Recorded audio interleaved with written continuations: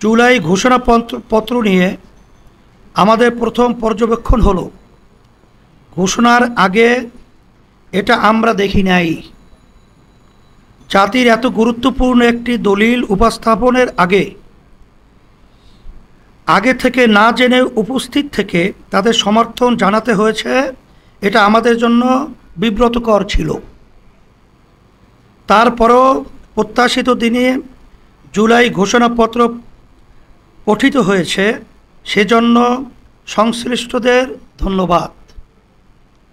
তবে জুলাই ঘোষণাপত্রে ৭১ ও ৭৫ 7 নভেম্বর ও ৯০-এর আন্দোলন সহ দীর্ঘ আন্দোলন সংগ্রামের কথা উল্লেখ করা হলেও আমাদের স্বাধীনতার প্রথম অধ্যায় ৪৭ এবং পতিত ফ্যাসিস্ট আমলের সবচেয়ে নির্মম হত্যাকাণ্ড শাপলা হত্যাকাণ্ড, পিলখানা হত্যাকাণ্ড ও আলেম ওলামাদের প্রতি নির্যাতন নিপীড়নের কথা উল্লেখ না করে ইতিহাসের তাৎপর্যপূর্ণ অংশ এড়িয়ে যাওয়া হয়েছে। ইসলামী আন্দোলন মনে করে এতে ইতিহাসের প্রতি বৈষম্য করা হয়েছে।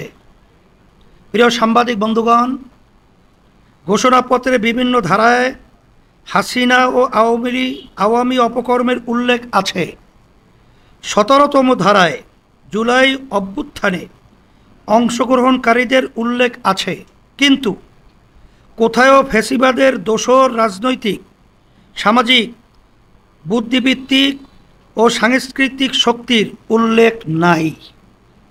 ইসলামী আন্দোলন মনে করে এটা ফ্যাসিবাদের পুনর্বাসনের পথ খুলে দিবে।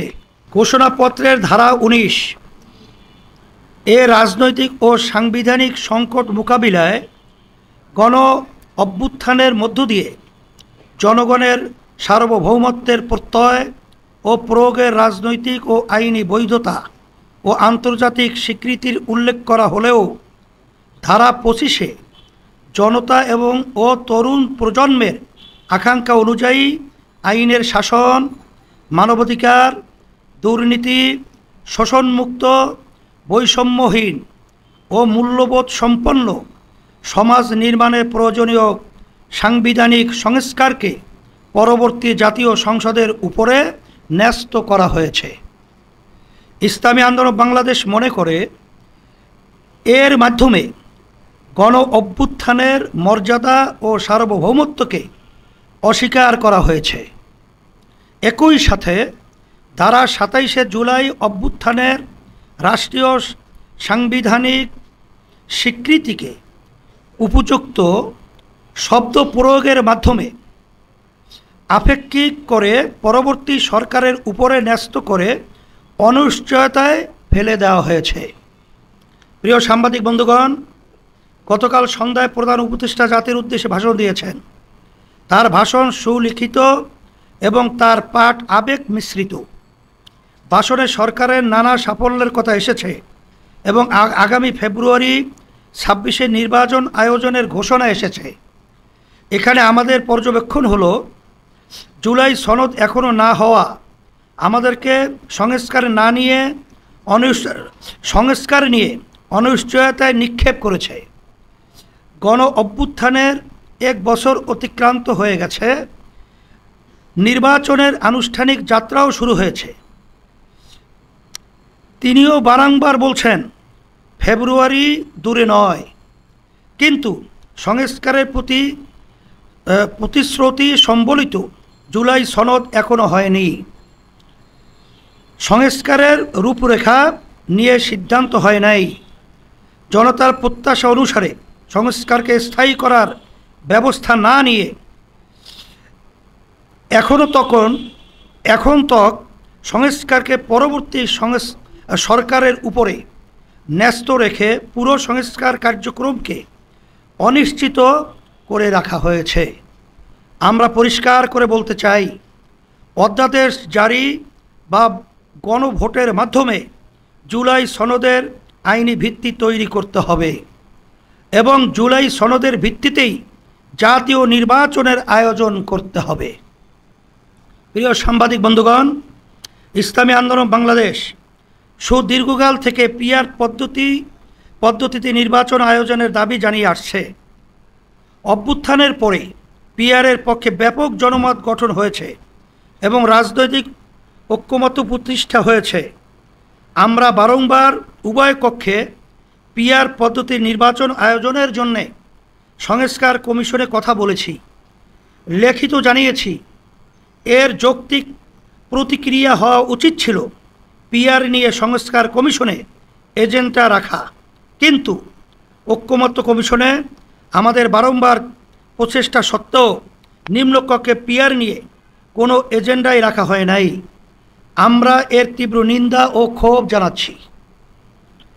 অভ্যুত্থানের পর রাজনৈতিক সংস্কার সংশ্লিষ্ট সবচেয়ে আলোচিত ও গুরুত্বপূর্ণ বিষয় পিআর নিয়ে কোনো সিদ্ধান্ত হওয়ার আগেই নির্বাচনের মাস নির্ধারণ করা, জনদাবির প্রতি স্পষ্টত উপেক্ষা করা।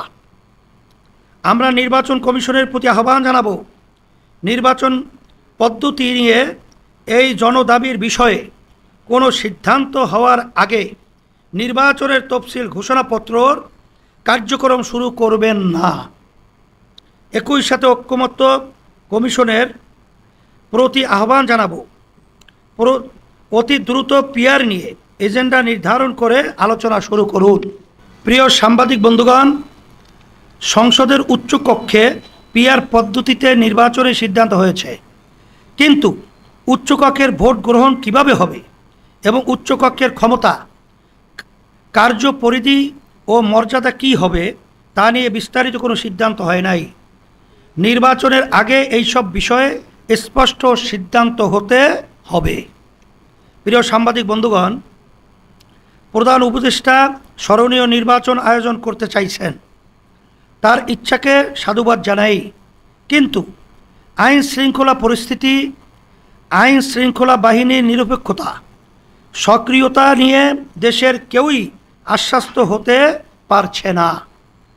আগামী ফেব্রুয়ারির আগে এর সমাধান হবে তেমন আশা করার যৌক্তিক কারণ এখনও দেখা যাচ্ছে না। আমরা মনে করি দেশের আইন শৃঙ্খলা উন্নতি না হলে আগামী নির্বাচনও কলঙ্কিত হতে পারে। লেভেল প্লেয়িং ফিল্ড তৈরি না হলে নির্বাচনে অংশগ্রহণ করা আমাদের জন্যে কঠিন হবে।